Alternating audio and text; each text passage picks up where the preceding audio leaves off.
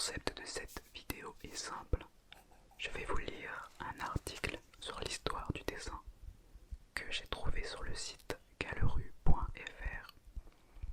Et Colline, quant à elle, va réaliser différents déclencheurs en lien avec le dessin. J'espère que ça vous plaira. Et je commence la lecture tout de suite. L'histoire du dessin. Introduction et caractéristiques. Définition. Le terme dessin peut être défini comme la réalisation linéaire d'objets visuels, de concepts, d'émotions et de fantasmes, y compris de symboles et même de formes abstraites. Le dessin est un art graphique qui se caractérise par un accent mis sur la forme plutôt que sur la masse et la couleur, comme dans la peinture. Le dessin est assez différent des processus d'impression graphique, car bien qu'un dessin puisse constituer la base d'une réplication, il est par sa nature même unique.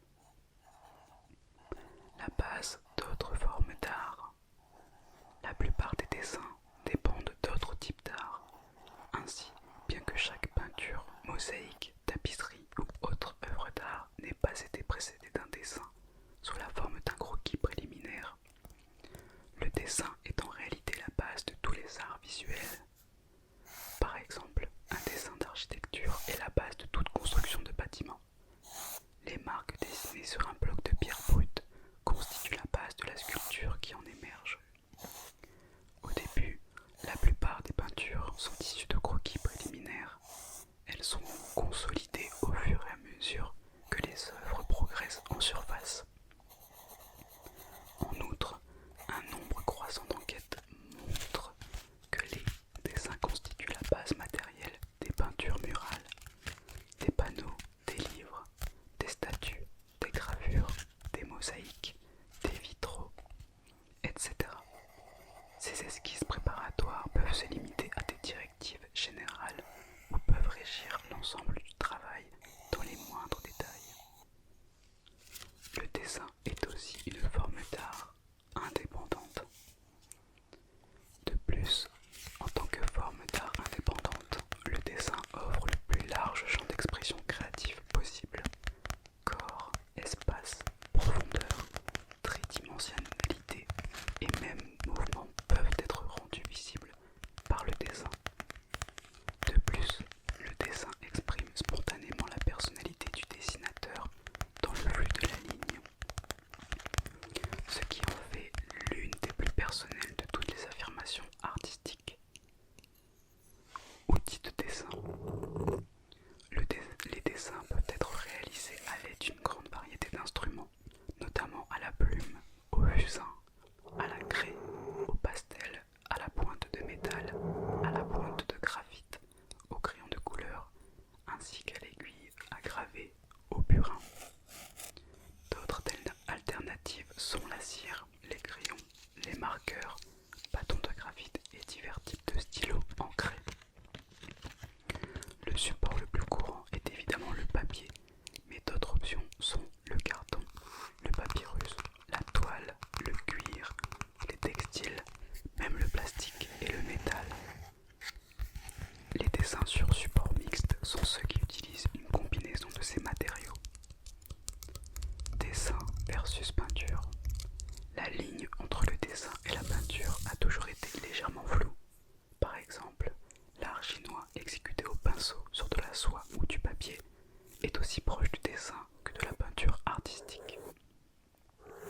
Certains manuscrits enluminés du Moyen-Âge, tels que le Psautier d'Utrecht, ont été dessinés à la plume d'une telle liberté de traits qu'ils ressemblent aux caricatures modernes et remplissent efficacement la même fonction que les peintures. Néanmoins, le dessin en tant qu'art indépendant n'a émergé qu'à partir de la Renaissance. Jusque-là, le dessin était considéré comme inférieur à la peinture. Catégorie de dessin. En termes généraux, le dessin englobe 3 catégories de base.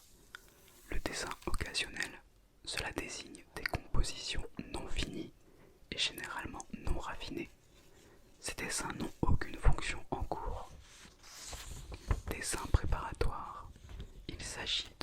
création d'une image spécifique ou d'une série d'images constituant l'ensemble ou une partie d'une composition que l'artiste a l'intention de compléter en ajoutant une couleur.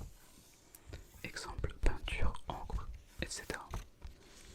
Dessin terminé désigne un travail autonome terminé, tel qu'une illustration, un dessin animé, une caricature ou un dessin graphique. Sujet. Les dessinateurs ont incorporé tout type d'images dans leur composition, y compris des représentations d'humains et d'animaux en tout genre, telles que des images d'histoire narrative, des portraits, des caricatures et des scènes de genre, ainsi que des paysages ou des compositions de nature morte. Certains dessinateurs se spécialisent dans les reproductions précises de bâtiments existants ou proposés, de navires, de fleurs ou d'animaux, ainsi que de compositions abstraites, alliant des compositions cubistes aux compositions typographiques ou calligraphiques. Type de support. On peut dessiner sur presque tout ce qui a une surface plane, comme le papyrus, le parchemin, le tissu, le bois, les métaux et le verre. Cependant, depuis le milieu du XVe siècle, le papier est le support le plus répandu et le plus populaire. La méthode de fabrication du papier est restée pratiquement inchangée au cours des 2000 dernières années.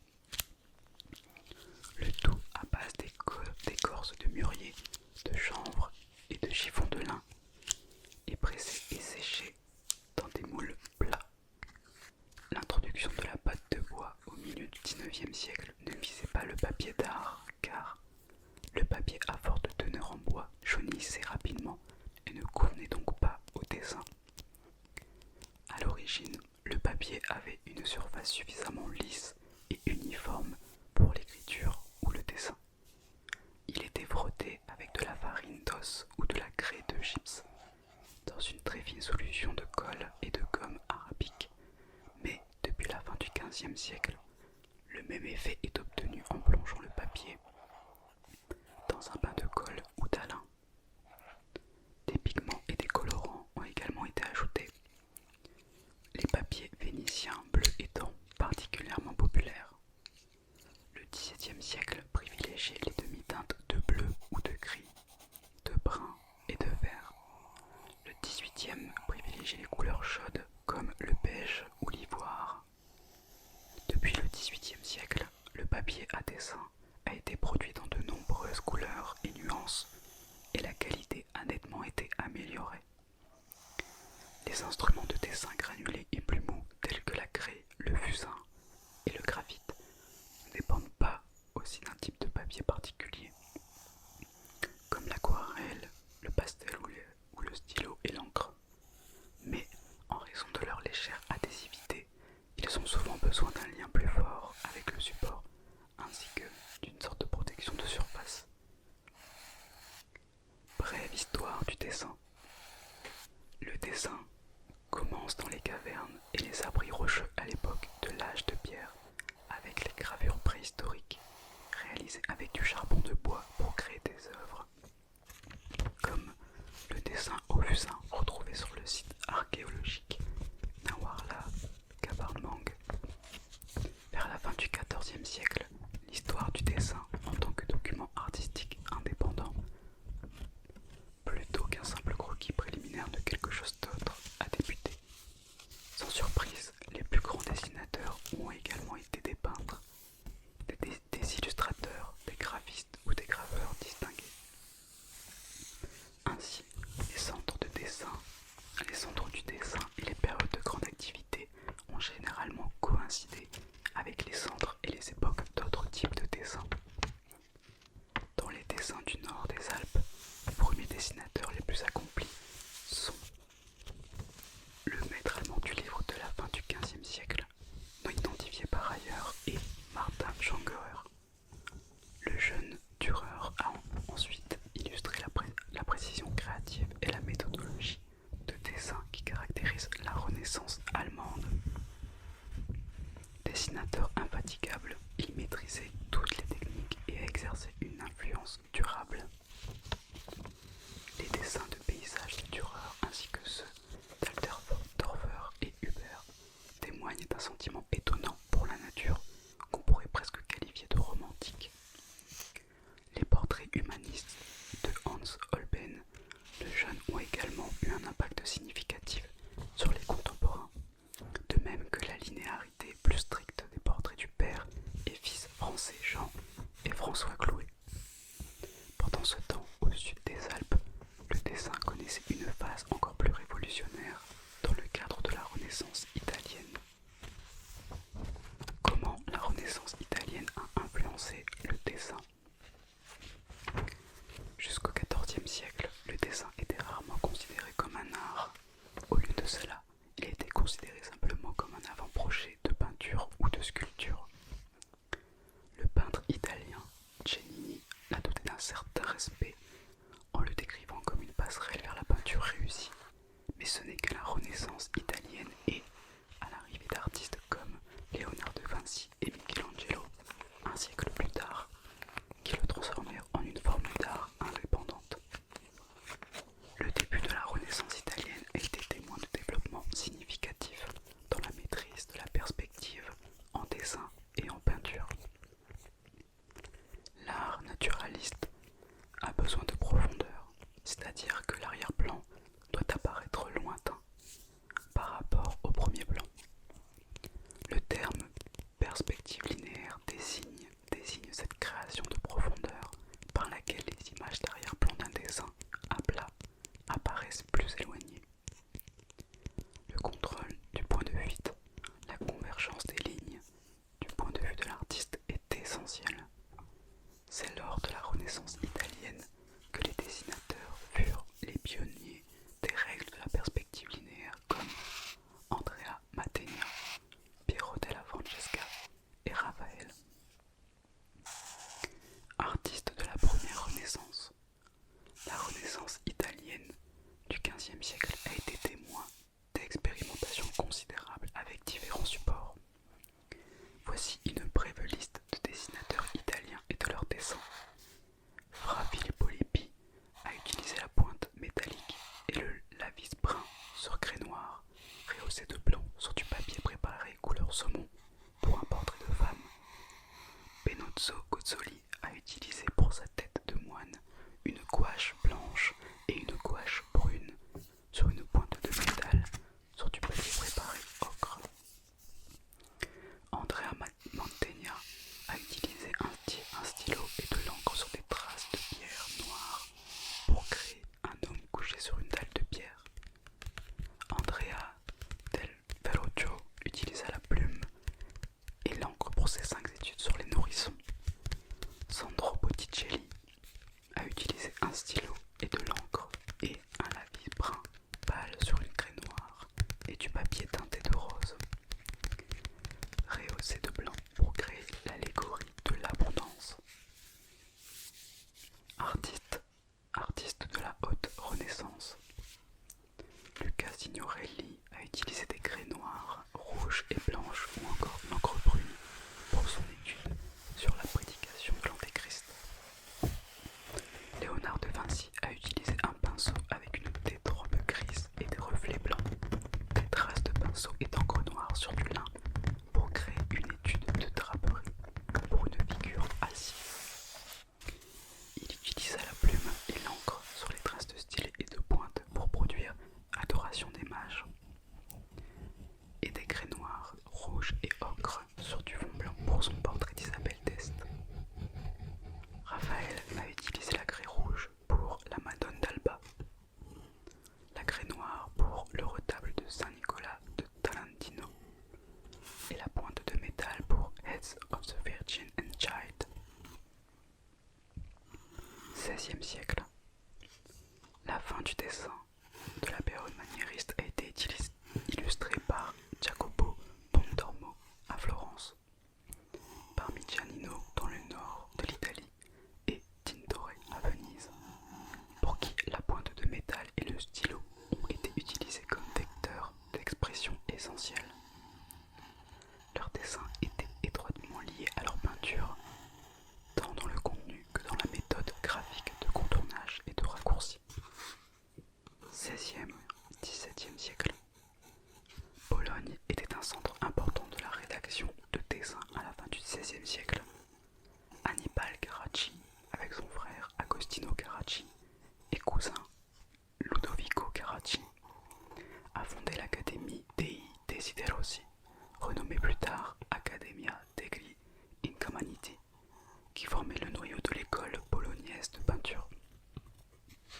L'Académie Carracci a défendu un art classique qui accordait une grande importance au dessin méticuleux. XVIIe siècle. Au début du XVIIe siècle, Jacques Caillot s'est fait connaître dans l'art français, notamment par ses illustrations graphiques de la guerre de 30 ans. À Anvers, Peter Paul Rubens a produit une multitude d'études et de croquis qui font partie intégrante de sa production créative. Afin de propager ses thèmes picturaux, il a maintenu sa propre école de dessinateurs et de graveurs dont les élèves comprenaient Jacob Jordans et Anthony van Dyck. L'artiste néerlandais Hercule Segers était extrêmement inventif dans ses interprétations des motifs de l'Ancien Testament et sa grande maîtrise de toutes les techniques de dessin. La plupart des peintres de l'âge d'or néerlandais du XVIIe siècle, y compris Brouwer, Van Ostade, Peter Sanderam, Paulus Potter et l'incomparable Rembrandt, étaient également des dessinateurs invétérés qui inscrivaient leurs idées thématiques dans des dessins presque entièrement achevés. Au XVIIe siècle, en Italie, le dessin était pleinement inscrit dans les programmes des académies des beaux-arts, notamment à Bologne, à Florence et à Rome. Le développement du dessin de paysage était en cours, initié par les frères Carracci, Domenichino et Salvatore Rosa. Le peintre français Claude Lorrain, basé à Rome, est allé plus loin et a créé son propre genre d'art paysager à ciel ouvert. Ce dessin en plein air a également été pratiqué par le français Nicolas Poussin et par les artistes néerlandais Jan Haslin, Klaas Berghem et Karel Dujardin, entre autres. XVIIIe siècle. En France, Jean-Antoine Watteau, comme beaucoup d'autres, a fait des dessins pour garder la main dans sa peinture. La plupart des personnages de ses peintures étaient basés sur des dessins antérieurs. Les artistes du XVIIIe siècle étaient plus énergiques, comme François Boucher, Jean-Honoré Fragonard, Hubert Robert et Gabriel de Saint-Aubin, dont les dessins englobaient des paysages, des études figuratives et des œuvres de genre. À Venise, au XVIIIe siècle, les dessins architecturaux exceptionnels de la ville par Canaletto étaient suivis d'un ensemble de dessins au stylo et au pinceau luminaristiques de Giambattista Tiepolo et sa famille. L'architecte Giambattista Piranesi a ensuite réalisé ces puissants dessins d'intérieur de bâtiments et de voûtes étranges. À la fin du XVIIIe siècle, l'artiste espagnol Goya produisit ses dessins innovants en pinceau sanguine, combinant les effets luminaristiques des dessins de Tiepolo avec la dame du clair obscur à la Rembrandt, avec le drame du clair obscur à la Rembrandt. 19e siècle. Le début du 19e siècle a produit un style de dessin qui a mis l'accent sur l'élément linéaire. L'un de ses grands maîtres fut le peintre académique Chad Ingres. Les nazaréens allemands ainsi que des romantiques comme Philipp Otto, Runge et Caspar David Friedrich n'étaient que légèrement moins rigoureux dans l'utilisation de la pointure. Parmi les autres dessinateurs à inclinaison linéaire, citons le pré-raphaélite anglais John Millet, le réaliste américain Thomas Higgins, ainsi que des maîtres parisiens tels que Picasso, Matisse et Monticelani. Pendant ce temps, les dessins de Daumier utilisaient des effets de clair-obscur illustrés pour faire des déclarations énergiques de critique sociale. En fait, la France en général et Paris en particulier ont continué à être un centre important de l'art du dessin, une forme illustrée par les œuvres remarquablement inventives de Degasset,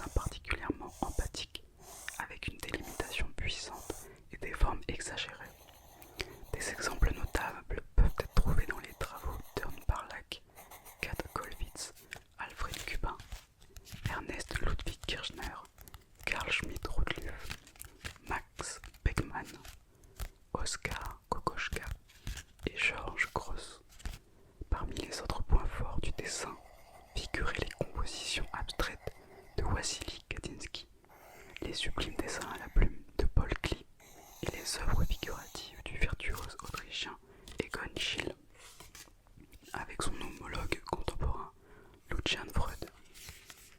Le dessin était particulièrement important dans l'œuvre des peintres de l'école de Paris, tels que Pierre Soulages et Hans Hartung.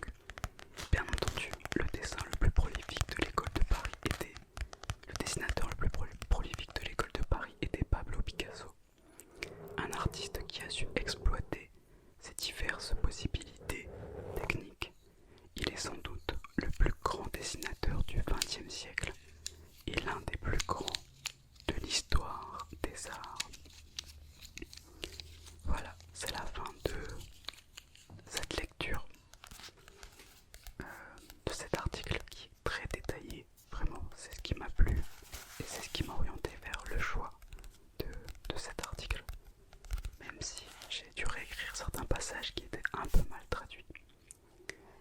Voilà, j'espère que cette lecture vous aura relaxé et que ça vous aura plu.